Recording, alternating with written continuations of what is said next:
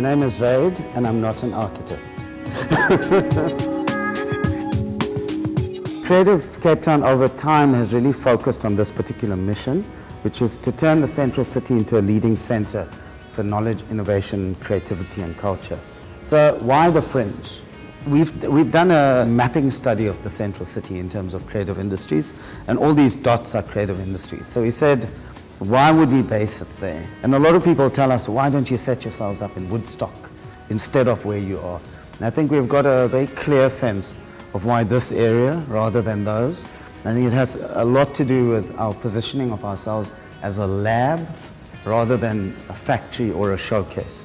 So why the East City? Lots of government land. It's an opportunity to provide spaces for creatives that are hopefully at a lower level of cost and entry. Another big plus for the area is it's ringed by broadband, and we're looking at incentives for getting that broadband to creative industries. The ecosystem itself is a really interesting one. It's very happening, it's very innovative.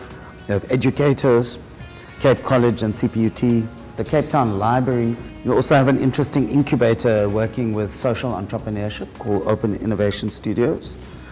The District 6 Museum, which provides context. The other part of why we liked the area was the story of District 6. And the story of District 6 really inspired us to think about the Fringe as a place that makes the city and changes its history by being there and really works with that memory of District 6. Our key benchmark for this kind of project is actually the science park. In sort of previous thinking, the idea is you stick a whole lot of people together, there's all these knowledge-based industries, you stick them in a place and they're supposed to do the kind of thing that Silicon Valley does. But actually doesn't happen that way, because you do need to place the thing right next to a university, because you need the kind of interaction between a university and the science park. And secondly, you really need it to be integrated into the city. In our case, we're locating the Fringe in the middle of the city center in a very depressed area that could provide a very good link between the city center, Woodstock and District 6.